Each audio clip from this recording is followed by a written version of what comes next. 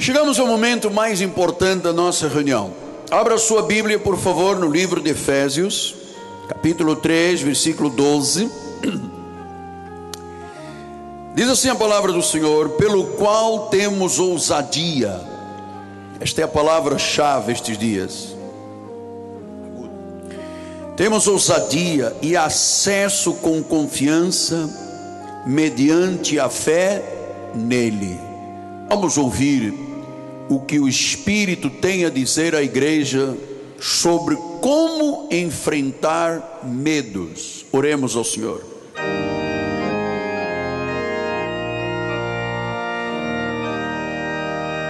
Senhor Jesus Cristo, eu estou em absoluta paz, estou com uma segurança total em Deus.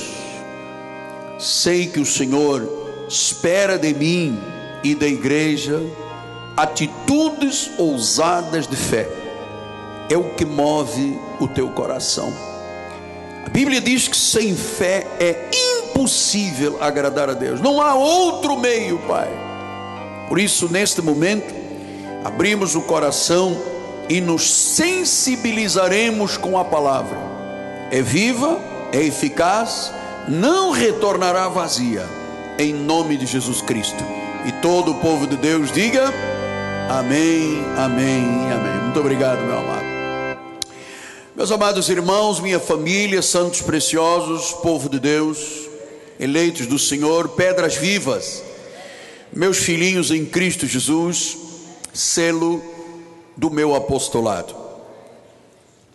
Nós estamos aprendendo durante esta série, este módulo, neste curso de teologia da graça de Deus, estamos aprendendo a ser ousados na fé. Tenho ensinado a igreja de que ousadia, coragem, é algo que Deus espera de cada um de nós. A fé, quando ela não é inoperante, é infalível, mas é preciso ousadia, é preciso confiança. Então, quando você é ousado na fé, é corajoso, é destemido, você tem um antídoto para aquela vida que tanta gente vive aí fora, uma vida encurvada. Uma vida encurvada, pessoas que carregam fardos pesados, pessoas que carregam cargas emocionais muito negativas, pessoas que estão cansadas com as lutas da vida, não se sentem com apoio, vivem sem elan, vivem com medo, com tensões e temores. Tudo isto é a falta da ousadia. Mas apóstolo, como é que eu posso enfrentar medos? Isto não é da natureza humana. O ser humano, por natureza, ele não tem medos. Olha, deixa eu lhe dizer uma coisa. Só existem dois medos que nascem com qualquer pessoa: medo de ruído alto ou medo de alturas. Isso é, qualquer criança que você atira ao ar, ela treme. Se você fizer um barulho forte, a criança, isso já nasce com a pessoa. O resto se aprende. E se você aprendeu a ter medos, você tem que aprender a não ter medos, a saber correr riscos pela fé. Por que eu lhe digo isto? Porque a vida é uma corrida de riscos. Você tem que assumir riscos todo dia. Olha, escolher uma escola para aprender, uma carreira para seguir, escolher um casamento. Você sabe quantas pessoas já chegaram aqui na frente e disseram: pastor, se eu pudesse imaginar, olha o que eu fiz, casei com a pessoa errada. Então é um risco. Comer fast food, comida errada, é um risco para a saúde. Andar numa estrada é um risco hoje. Amados, ninguém vive sem riscos. Agora, Deus quer que aprendamos a viver nestes riscos da vida, sempre ousadamente e por fé.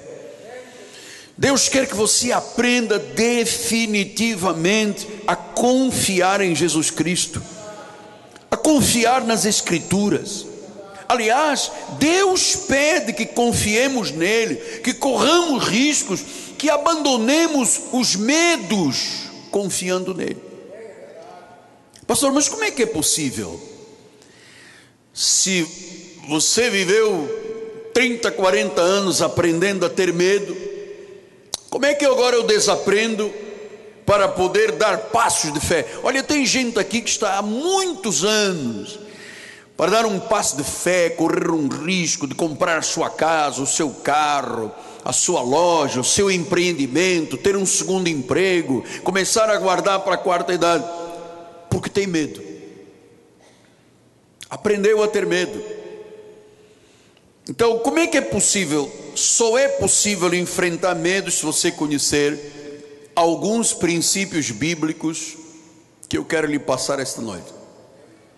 Em primeiro lugar, você como um cristão, uma mulher de Deus, um homem de Deus, você tem que ter informação e conhecimento precisos para poder correr riscos de fé. Porque há formas certas e formas erradas de se correrem riscos. Há formas sábias e há formas equivocadas, que os americanos chamam de stupid, estupidez, que a pessoa às vezes decide e depois diz: uau, se eu puxar a orelha vai deitar sangue. Então, se você tem conhecimento, se você tem informação, suas decisões sempre serão boas, sempre serão corajosas. E eu louvo a Deus, porque o meu ministério, o meu apostolado é um apostolado de sabedoria, de conhecimento, de estudo. Nesta igreja não se brinca com as emoções, não se faz mercantilismo, não é? Nós não temos o destemor de brincar com a fraqueza das pessoas. O meu chamado é para o ensino. Então o que diz Provérbios 13:16? Todo prudente procede com conhecimento. Mas o insensato, veja, então a Bíblia está falando aqui que há pessoas prudentes, elas primeiro conhecem, elas sabem, elas têm informação, depois agem. Mas o insensato não, o insensato espraia a sua loucura. Eu sempre tive muita prudência com as coisas de Deus, sabe, sempre quis dar passos, mas com conhecimento, não de loucura, de insensatez, porque isso traz arrependimentos. Então o insensato espraia a loucura. O prudente é o que, pastor? É a pessoa que pensa, é a pessoa que ora, é a pessoa que pensa nas consequências, é a pessoa que, para começar um negócio, um casamento, uma decisão, ela primeiro ora, primeiro busca. Pastor, mas eu estou em dúvida. Em caso de dúvida, não faça nada. Isto é prudência. Os portugueses dizem que prudência e caldos de galinha fazem muito bem, e é verdade. Provérbios 23 diz assim: compra a verdade, não a vendas, compra a sabedoria, a instrução e o entendimento. Então, verdade, sabedoria, instrução e entendimento. Se aqui, por exemplo, a Bíblia diz casamento, um homem, uma mulher, tem que ser os dois da fé, viver na luz, se possível da mesma igreja, a aprovação das famílias, a aprovação do corpo ministerial e a aprovação da liderança da igreja. Sem estes cinco detalhes não dá certo. Gente, o que eu tenho visto de gente casar e descasar, casar e descasar, por quê? Porque não foram prudentes. A Bíblia diz sobre negócios, a Bíblia diz: não te associes ao ímpio. O que eu tenho visto de crente levar pernada, puxar em tapete, porque assim, não, mas eu conheço um ímpio que é melhor que os crentes. Não tem ímpio melhor que o crente. Ímpio é ímpio, amado. Não te associes às trevas. As pessoas começam, não sejas avalista. Todas as recomendações, amado, o que diz a Bíblia? Seja um pacificador, não leve o seu irmão à justiça. Ontem uma senhora mandou-me uma carta, um e-mail, e disse: minha sogra é do seu ministério, mas ela tem sido muito má, não sei o que, não me deixa ver o filho. Fui para a delegacia de polícia. Eu disse: como pode, amado? Então a gente mostra o que é sabedoria, prudência, depois a pessoa age contra. Eu vou lhe dizer uma coisa, amado, com sinceridade e como um bom pastor, para mim pessoalmente não há coisa mais assustadora do que a ignorância. É preciso todas as decisões, verdade, sabedoria, instrução, entendimento, prudência. O que é que a Bíblia diz? Deus está nisto. É a vontade de Deus. Não é você errar e depois dizer: Senhor, abençoa-me. Isso é ignorância, isso é imprudência, isso é insensatez. Primeiro, buscar sempre informação e conhecimento. Segundo, para uma decisão de fé é preciso sempre termos uma avaliação consciente. Muitas pessoas não sabem o custo de uma decisão errada. Quanto custa em dinheiro, quanto custa em tempo, quanto custa em energia, quanto custa em reputação. Eu sempre avaliei os riscos, por exemplo, de aceitar dinheiro de políticos aqui dentro da igreja, de organizações de branqueamento de capitais. Você sabe, tudo que é oferecido aos outros e sai aí no noticiário, primeiro foi oferecido aqui nesta igreja. E eu sempre avaliei os riscos.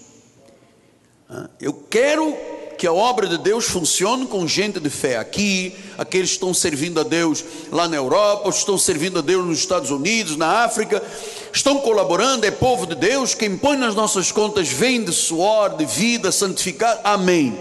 Agora, quando vem o sujo, não, mas a gente vai comprar 30 mil. Eu falei: não, olha as consequências, olha os riscos. É muito bom você ver um caixa de uma igreja com 3, 4, 5, 10 milhões e depois a Polícia Federal nas costas.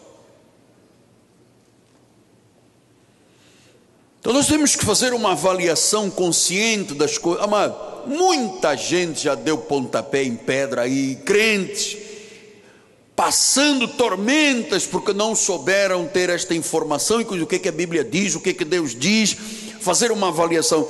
Lucas 14, 28 diz isso, olha só: qual de vós, pretendendo construir uma torre, não se assenta primeiro para calcular a despesa, verificar se tem meios para concluir, para não suceder que, tendo lançado os alicerces e não podendo acabar, todos os que a virem zombem dele, dizendo: este homem começou a construir e não pôde acabar.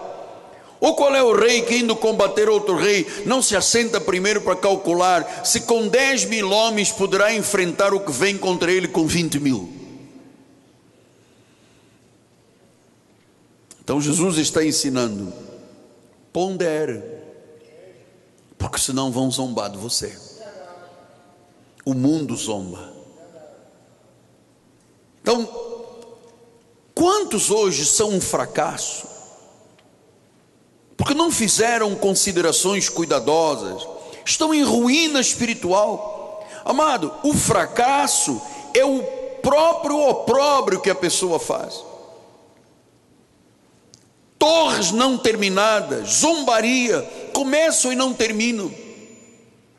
Quantas vezes eu disse aqui dentro desse ministério a pessoas que começaram a querer dar passos além, pensaram mais do que deviam a seu respeito, pessoas que hoje fracassaram, foram avisados e agora dizem assim: o culpado é o apóstolo que não me deu dinheiro. A experiência te amadurece. Eu tenho 62 anos de idade, eu não posso mais arriscar a minha vida sem a consciência bíblica, sem a formação bíblica. Eu não quero começar a construir uma torre e depois não conseguir terminar em zombar. Pastor, por que o senhor é um homem tão ousado? Por que o senhor não botou aí as 6 antenas logo de uma vez e não fez contratos com o mundo inteiro? Eu vou lhe explicar o porquê. Porque o contrato não depende de uma rádio e de uma televisão local. Nós estamos numa televisão, se o mês que vem eu não quiser mais, eu chego lá e digo, não quero mais, e acabou. Se for com o satélite, eu tenho que dar uma garantia no mínimo de 1 ano, que vai a mais ou menos 2,5 milhões para os 6 antenas. E se eu quiser parar, eu tenho que pagar o resto do contrato até os 5 anos. Então, meu amado, eu sei o que estou fazendo. Eu tenho que esperar o momento certo de Deus, porque esse dinheiro vai chegar. Mas eu não posso de forma abusiva buscar ruína. Olha, quantas vezes você viu pessoas que andaram no nosso ministério aqui, lá em Portugal, vamos abrir uma igreja, vamos lá embora, e vão, alugam ali uma casinha, não sei de quê, e Deus não está nisto. Depois, passado um tempo, olha, nunca fui amado na igreja, sempre fui humilhado na igreja. Ele falava de mim publicamente, coitadinha de mim. Falei nunca de ninguém. Mas são os passos errados. Nós tínhamos aqui uma senhora na sociabilidade, que me procurou e disse, apóstolo, eu sou apaixonada por um rapaz, foi meu noivo, é meu noivo, mas ele é um arquiteto, mas não consegue emprego há 5 anos. Eu falei, é da igreja? Não. É de Jesus? Não. Então, minha amada, quem sabe Deus está te mostrando que é para não casar trevas com luz. Ela deixou o rapaz. Tinha outro rapaz aqui que tinha emprego, tinha vida direitinho, família e tal. Ela em 1 mês resolveu casar e casou. Eu chamei a menina aqui na frente e falei, você gosta deste rapaz? Ela, assim, mais ou menos, mas ele tem emprego, ele tem carro, ele tem casa. Você vai casar por causa de carro e casa? Não, é que o outro não tem emprego até hoje, não, este tem. Amada, olha o que você vai fazer, você não ama este homem. Casaram. 3 meses depois, o dito cujo antigo apareceu com emprego. Ela largou o irmão da igreja para ir ter com aquele homem. Aí quando eu soube, eu disse, mas minha amada, você vai abandonar o teu marido da igreja porque o outro arranjou emprego? Não, mas quem eu amo é o outro, este era apenas um tico-tico no fubá. Você vê como é que as pessoas depois são consequências gravíssimas.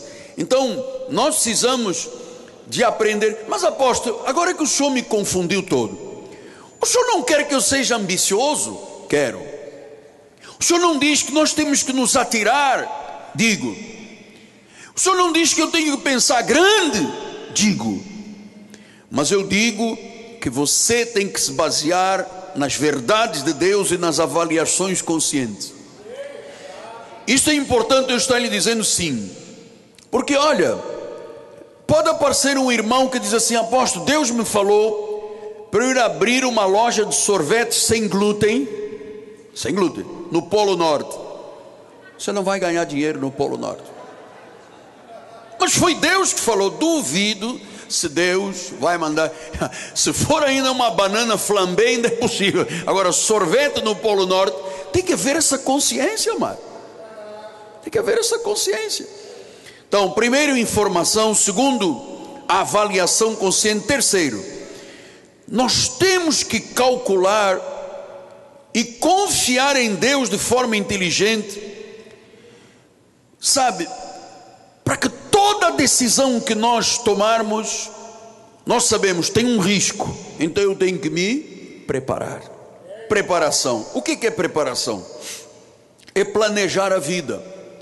Amado, olha só, o sonho de qualquer pessoa que faz parte do corpo ministerial da nossa igreja é pregar aqui, num domingo de manhã. Mas isto exige preparação, planejamento, passos de fé, aprovação. Veja o que disse Provérbios 14:15. Provérbios 14, 15. Confia ao Senhor as tuas obras, os teus desígnios serão estabelecidos. Não, não é esse não. 14, 15. Provérbios 14, 15, não tem? Na página 3? Não, primeiro 14, 15, vamos lá. Eu vou abrir aqui a minha Bíblia. Escapuliu, não tem problema. Provérbios 14, 15, diz assim, pastor Vinildo que está escrevendo no seu iPad, emenda, 14, 15, diz assim: o simples dá crédito a toda a palavra, mas o prudente atenta para os seus passos. A pessoa, quando não tem coisa, qualquer coisa serve, mas o prudente não, o prudente atenta na escolha de uma carreira, num casamento, num negócio. Pastor, eu vou abrir uma casa de não sei o quê. Você conhece o assunto? Não, não conheço nada, mas vou pela fé. Chama-se imprudência. O prudente, o que é? É o oposto do louco. O prudente é o que pensa. Provérbios 16, 9. O coração do homem traça o seu caminho, mas o Senhor lhe dirige os... Quer dizer, eu tenho projetos, mas na realidade os projetos que vão dar certo são os que Deus colocou em mim, porque é Ele que dirige os passos. Versículo 1. O coração do homem tem que fazer planos, mas a resposta certa dos lábios vem do Senhor. Versículos 2 e 3. Todos os caminhos do homem são puros aos seus olhos, todos. A pessoa pode estar errada e diz, eu estou bem, mas o Senhor pesa o espírito. Confia ao Senhor as tuas obras, os teus desígnios serão estabelecidos. E por que eu tenho que fazer isto primeiro, esta preparação? Porque Provérbios 16, 25 diz assim: há caminho que parece direito ao homem, mas afinal são caminhos de... Quantos casamentos acabaram em morte, quantos negócios afundaram, quantas decisões equivocadas. Foi Deus que falou, pois já não é aqui, Deus já falou lá. Amado, não dá certo. Nós temos que fazer planos, mas temos que submeter os nossos planos a Deus.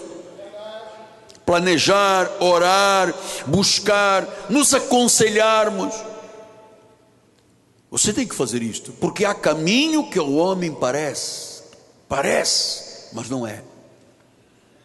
Mas apóstolo, eu não faço planos, eu vivo só por fé. O que tiver que acontecer, vai acontecer, apóstolo. Eu não sou disso de fazer planos. Amado, isto não é fé. Isto é presunção. Isto é preguiça. Nós temos que fazer planos e os submeter a Deus, senão acabaremos em caminhos de morte.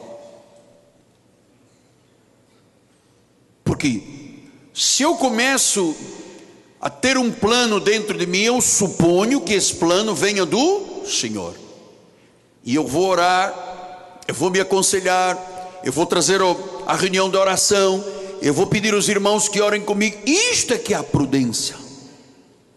Quantas decisões as pessoas tomam e depois dizem, estou arrependido.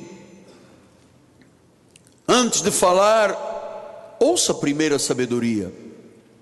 Antes de investir, investigue primeiro.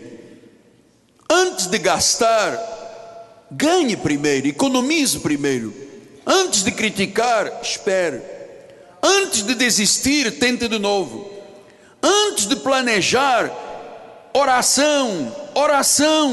Isto é calcular o quê? Os riscos. Então nós temos informação, avaliação, preparação. Eu não posso querer abrir uma oficina de carros se eu não sei mexer em motores. É lógico. Nós temos que saber. Senão há muita gente que toma esses passos assim porque alguém disse. Não pode.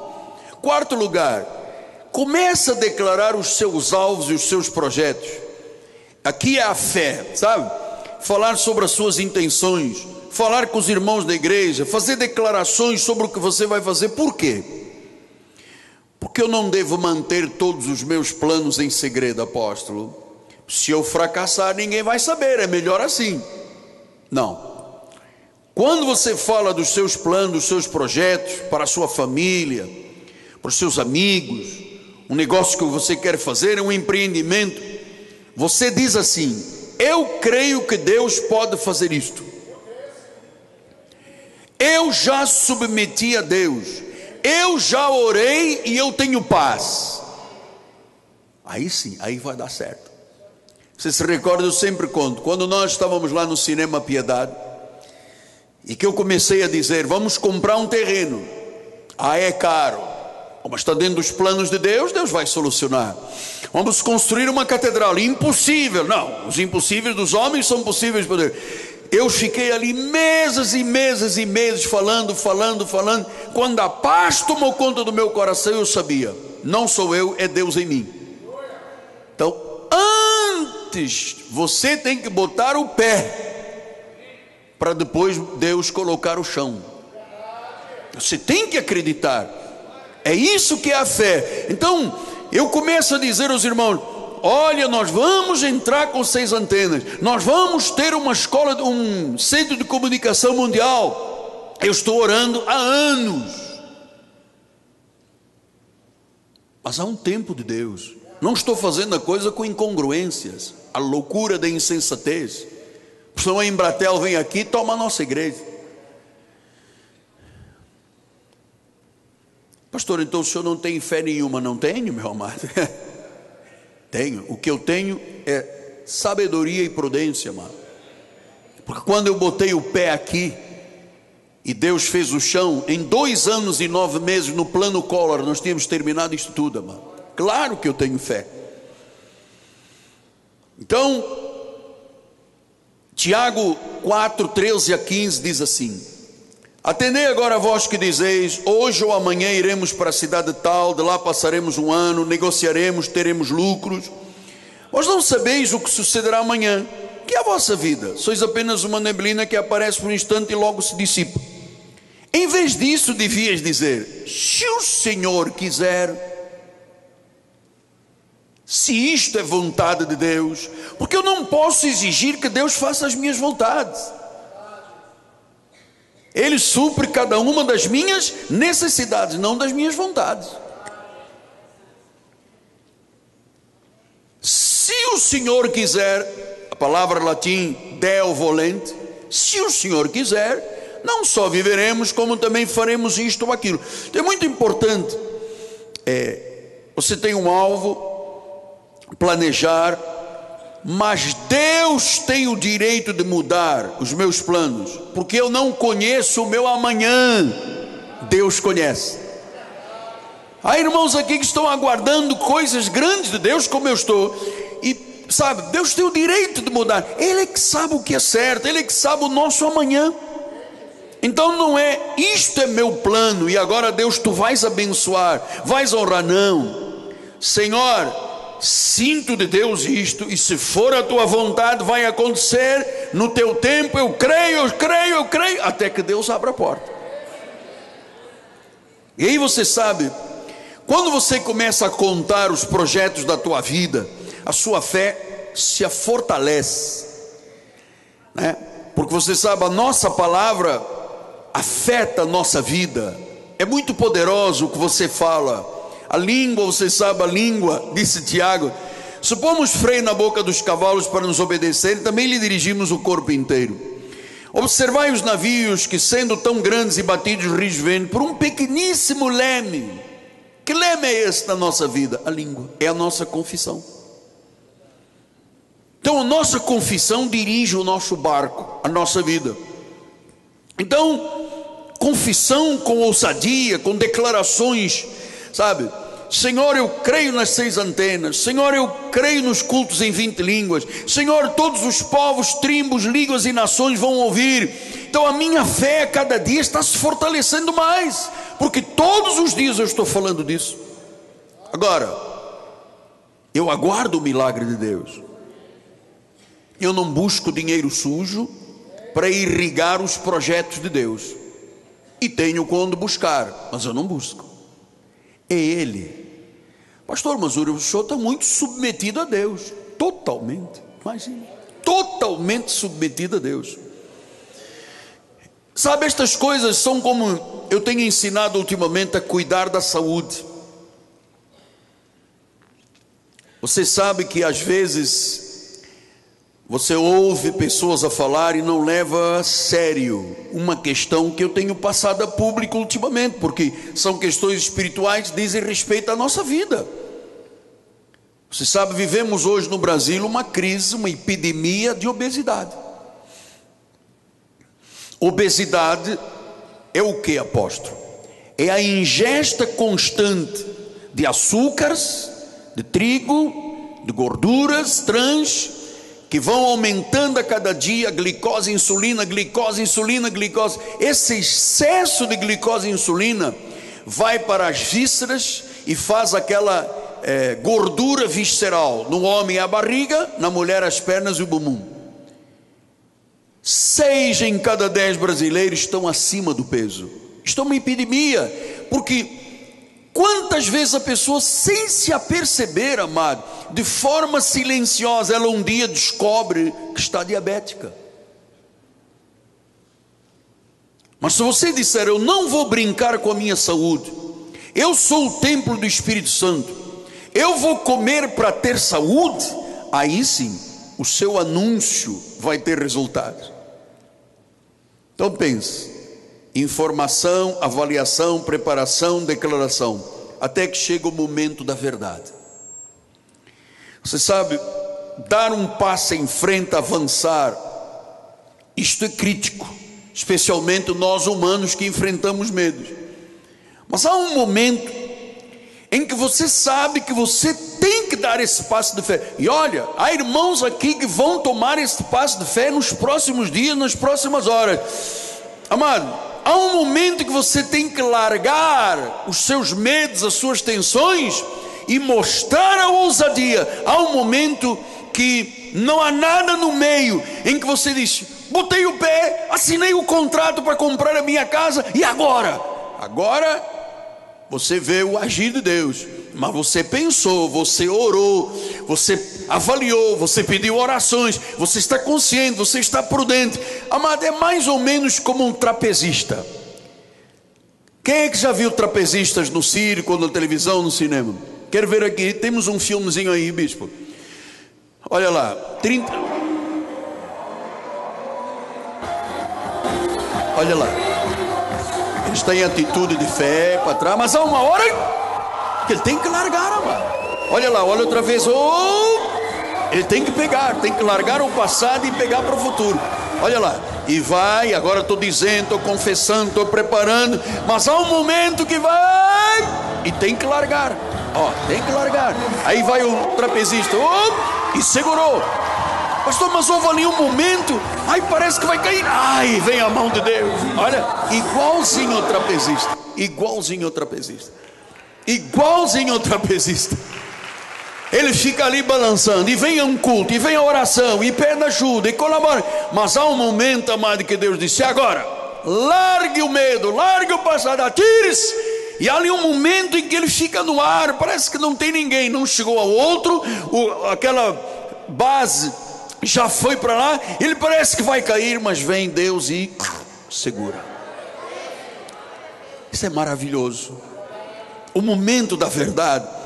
Então nós temos que deixar velhos hábitos, velha visão, a velha carreira, os velhos amigos que derrubaram sonhos.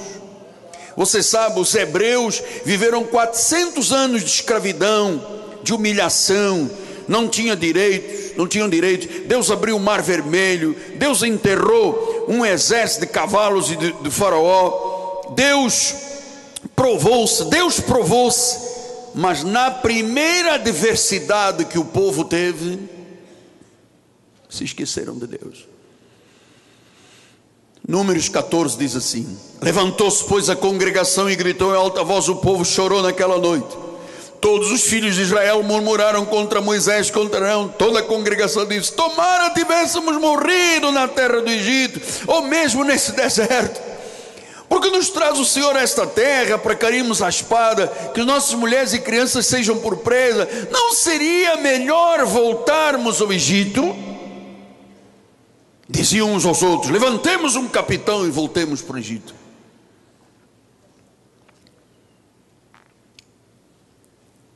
Deus tinha feito tanta coisa. Amado, o que Deus já fez na minha vida e na tua, não existe motivo para termos medos e vivermos paralisados. Não existe. Quando Deus age, ninguém pode impedir. Você está aqui de forma séria, amado. Amado, quantas pessoas vivem doentes porque não foram em frente com o cuidado da sua saúde? Vivem dificuldades financeiras porque nunca se tornaram semeadores na obra de Deus. Então, amado, quantas pessoas mantêm relações com ímpios destrutivos e nunca buscam a ajuda da igreja para se libertarem? Então eu sei que muita gente tem medo de mudança, medo do desconhecido, não sabem como enfrentar os medos que paralisam, qual a solução. E muita gente diz: olha, melhor eu não ser crente, melhor eu voltar para o Egito. Voltar para o Egito é previsível o sofrimento e a dor. Salmo 56:3 diz assim: em me vindo o temor, eu hei de confiar em ti, Senhor. Versículo 4: em Deus cuja palavra eu exalto, neste Deus ponho a minha confiança, em nada temerei, que me pode fazer o mortal. Versículo 9: no dia em que eu te invocar, baterão em retirada os meus inimigos. Bem sei isto, que Deus é por mim. Quem é que bem sabe? Diga: Deus é por mim. Diga: Deus é por mim. Diga: Deus é por mim. Diga: Deus é por mim. Diga: eu bem sei, Deus é por mim.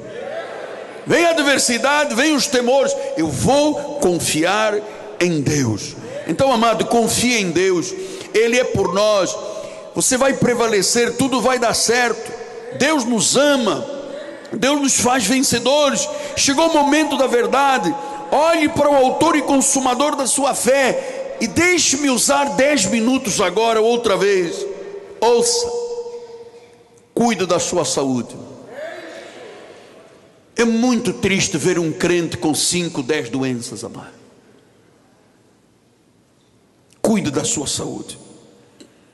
Chegou o momento de você cuidar da sua saúde e fazer um projeto de vida, conforme eu tenho ensinado aqui na igreja. Daniel 1:8 disse: resolveu Daniel firmemente não contaminar-se com as finas iguarias do rei, nem com o vinho que ele bebia. Então pediu ao chefe dos eunucos que permitisse não contaminar-se. Versículo 11: então disse Daniel ao cozinheiro-chefe, a quem o chefe dos eunucos havia encarregado de cuidar de Daniel, Ananias, Misael e Azarias: experimenta, peço dos teus servos 10 dias, e que se nos deem legumes. Então você sabe, Daniel não fez este projeto de um plano saudável de saúde sozinho. Ele se uniu aos colegas. Você está numa igreja que, antes de você estar doente, eu quero promover a saúde. Eu não quero uma igreja doente curativa, eu quero uma igreja preventiva, que te ensina a ter uma saúde com longevidade, uma forma de comer inteligente. Estou lhe dizendo isso depois de resultado de grande sofrimento. Há 4 meses atrás eu não conseguia nem respirar. A minha pressão estava 15/9. Eu não sabia quais eram os meus inimigos. E você vai ao médico, o médico toma isto, toma aquilo, é caixas e caixas, são caixas e caixas de remédio. Até que num susto eu disse: Deus, eu não vou mais me contaminar com as Coca-Colas, com os refrigerantes, com os açúcares, com os sorvetes. Eu preciso de pensar que se eu com 62 anos estou tão frágil, como é que eu vou chegar aos 65 e aos 70?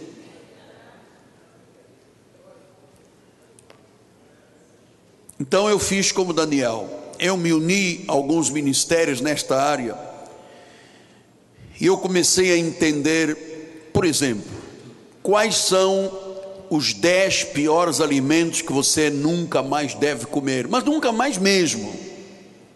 Então eu mostrei aqui no domingo, por aí você vê, olha, pior de todos essa dieta aqui mata, cria, adoece as células. Você sabe, quando eu estou falando aqui, células doentes, adiposas, que você põe glicose, insulina, glicose, insulina, glicose, insulina, há uma hora que o pâncreas não fornece mais insulina, aí a pessoa depende do quê? Ela se torna o quê? Dependendo de insulina, todo dia injeçãozinha.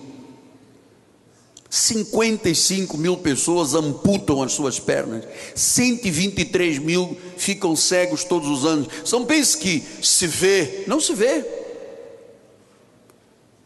Então, uma repetição seguida de glicose, insulina, cria gordura visceral, que é a gordura à volta do abdômen. E sabe uma coisa? O seu fígado fica gordo, os seus rins ficam gordos, seu pâncreas fica gordo, seus intestinos grosso e delgado fica gordo, e o seu coração fica gordo. Nada disto se vê. Número 2, refrigerantes normais.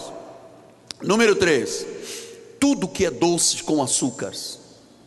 Número 4, cachorro quente. Cachorro quente, carne processada, ketchup tem açúcar, mostarda tem açúcar, maionese tem açúcar, é o quarto pior para matar. 5, os bacons e as gorduras trans. 6, os salgadinhos de batata. 7, as batatas fritas. 8, as pizzas. Eu sei o que você está pensando. Eu sei, porque eu já andei ali também com a cabeça nisso. 9, os salgadinhos de milho. 10, os sorvetes. Minha amada, é A ou verdes, ou comes ou vives, você que tem que dizer. Então, meu amado, agora temos 5 minutos. Olhe para mim, toda vez que eu estou falando isso, todo mundo ri, ninguém muda nada. Domingo, no meio da mensagem, uma senhora foi lá fora, comprou o que não devia e voltou aqui para dentro da igreja comendo e disse: eu vou mostrar a este homem quem é que manda na minha vida. Eu não mando nem na minha mulher, quanto mais em você. Estou aqui como seu amigo, querendo que você tenha longevidade e saúde, e não vir aqui na frente todo dia com um problema de colesterol, triglicerídeos, pressão alta. Isto que está aqui chama-se gordura, que gera gordura abdominal, visceral, que aumenta a glicose, que aumenta a insulina, gera gordura, gera mais apetite, doenças cardíacas, câncer, lesões do intestino.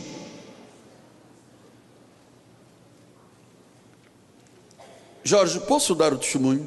O irmão me permite, com todo o respeito.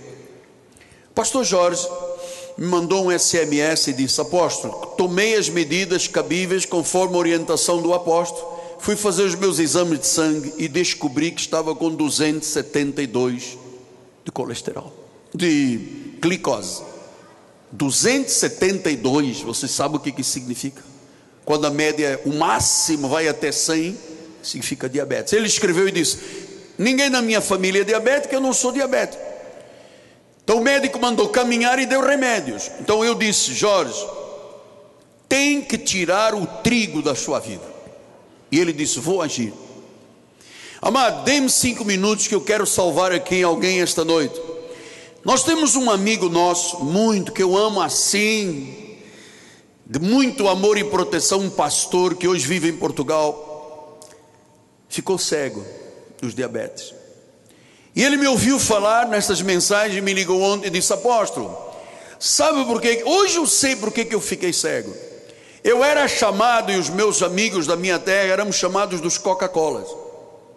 Muita Coca-Cola, muito trigo, muito pão, muita margarina. Amado, ouça, você tem que aprender a dizer não ao trigo, porque grande parte dos problemas, pastor, mas o trigo não é a coisa mais popular do mundo. Amado, o trigo que nós hoje comemos não é o trigo da Bíblia. O trigo da Bíblia tinha 1,5 metro de altura, produzia uma vez por ano. Houve mutações genéticas. O glúten, que é o açúcar do trigo, foi aumentado 14 vezes. Hoje o trigo é anão, é pequenininho. Ele dá 2 vezes por ano. e ele é o pior inimigo da saúde, amado. Então, para você manter uma saúde sob controle, assim como Daniel fez, ele se agarrou aos amigos, se agarrou ao cozinheiro, porque ele queria prevenir, ele queria ter uma vida saudável, ele queria ter uma jornada de vida decente. Daniel fez isso com os amigos, ele fez escolhas certas, escolhas saudáveis, e os 4 ficaram fortes diante do rei. Então, eles seguiram o que Deus planejou, que é uma vida saudável. Então você tem aqui na igreja as relações do que é nocivo, o que é mau, o que é bom, tudo tem ali em apostilas. Você sabe que não pode, destes 10 não pode. Nós estamos mudando todo o nosso quiosque, está fazendo tudo sem glúten, porque alguns irmãos me mandaram SMS, não, mas a cantina, calma, mas o que você não fez a vida toda, eu não posso mudar um dia. Mas você sabe que tem gente que abre o culto e vai ali na frente e come o cachorro quente, sabendo que está mal, que é matador. Então, chegou a hora de nós avaliarmos nossa vida. Como é que está a sua saúde? Você tem feito exame de sangue? Comece a restaurar o seu corpo, faça boas escolhas, faça saudáveis, acredite, mudanças são possíveis. E claro que a fé é essencial. Força de vontade não dura, mano. Olha, você não imagina as dietas que eu já fiz. É do sopão, é do limão, é do aguão, é do cebulão, já fiz tudo. Muita força de vontade. Um mês depois parou a força de vontade. Não aguentava nem cheirar sopa. Deus vai nos conceder a todos forças. E Deus vai fazer mudanças que talvez as pessoas nunca imaginaram. Deus quer que você faça grandes coisas, mas você não pode ser doente. Deus vai fazer além do que imaginamos.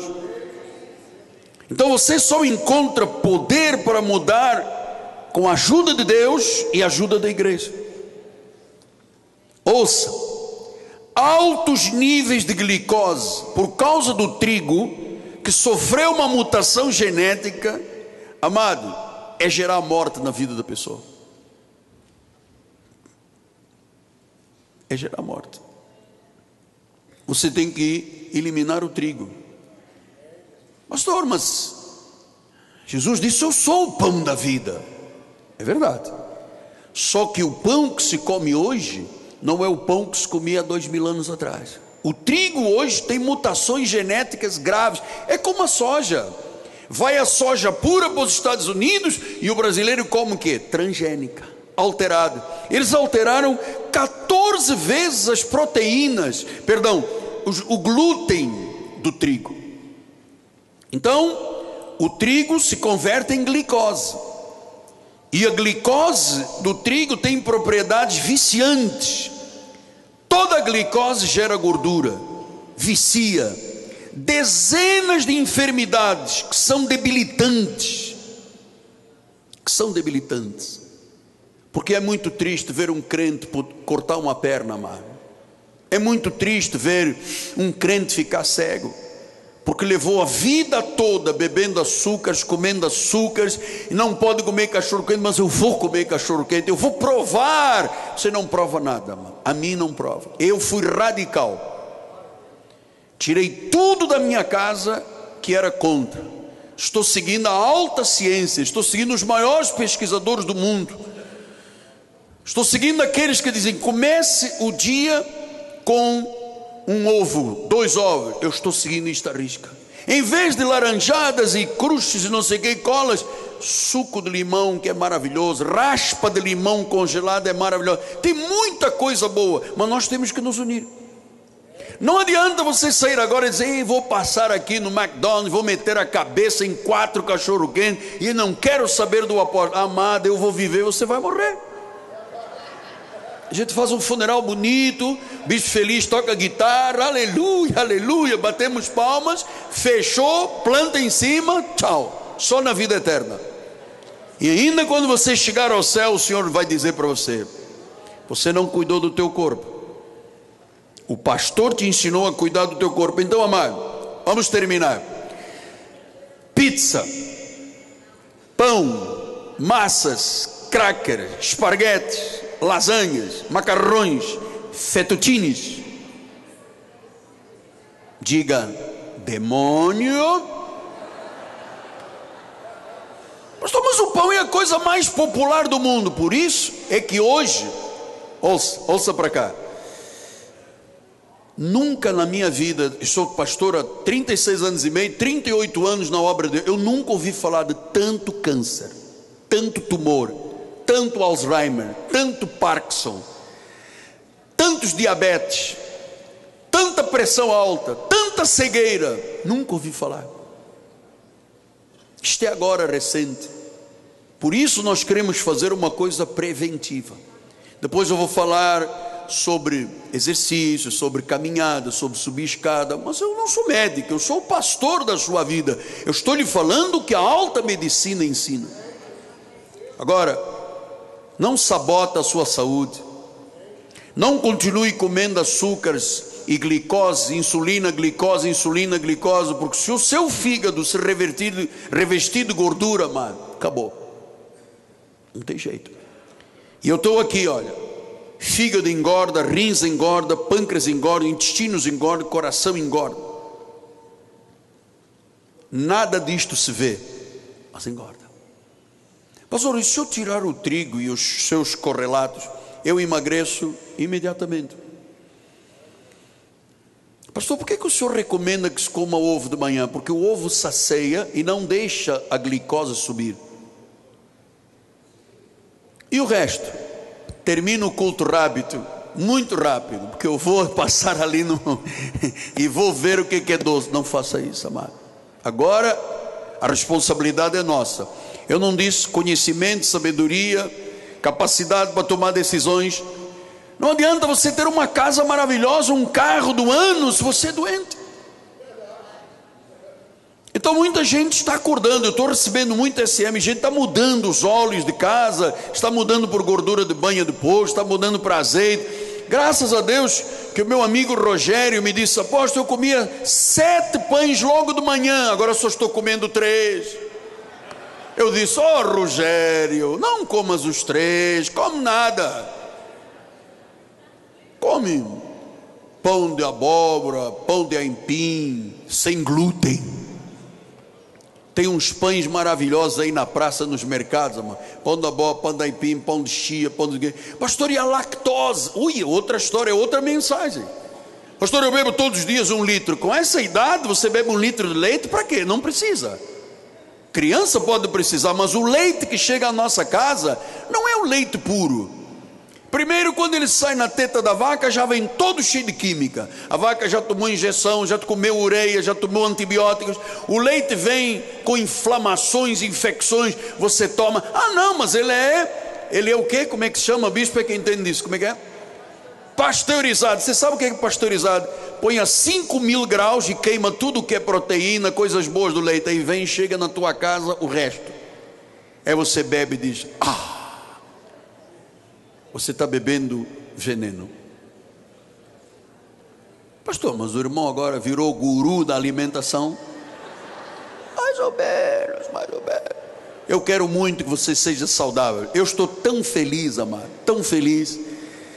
Se você me trouxer hoje aqui um refrigerante ou uma pizza, eu corro 100 metros mais do que o Usain Bolt. Eu corro em 9.2.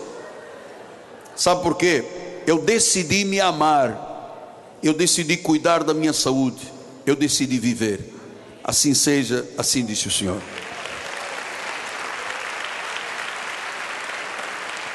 Glória a Deus. Pastor, mas eu já sou tão magro. Não estou falando para os magros, estou falando para os meus cheinhos. Vamos ficar de pé. Mas o magro tem que tomar conta, porque 40% dos diabéticos são magros. Sabia disso, Anselmo? 40% são magros. 60%, mais ou menos. Bispo, vamos tirar o pão, tá bem? Já começou, as calças já estão caindo, é isso mesmo. Próximo culto eu quero ver todo mundo com as calças arriando, com o cinto prendendo. Bispo, venha nos dar a bênção final. Bruno, tens que perder peso. Graças a Deus. Estendo as mãos para o altar. Deus amado e bendito, justo e verdadeiro, obrigado, Senhor, por esta noite de conhecimento e de sabedoria. Sabedoria essa que nos leva a vivermos uma vida de paz, de alegria e total felicidade. Ó Deus, oramos e declaramos a Tua proteção, que os Teus anjos poderosos nos guardem em todos os caminhos, levando em paz aos nossos lares. E que possamos viver, Senhor, uma semana de vitórias, uma semana de conquistas, uma semana a recebermos e vermos na nossa vida todas as promessas se cumprindo. Assim nós profetizamos, e que a graça, a paz, a misericórdia, o amor e as doces consolações do Espírito Santo sejam com todos hoje e para sempre. E aqueles que são corajosos em Deus, digam amém e amém. Graça e paz a todos.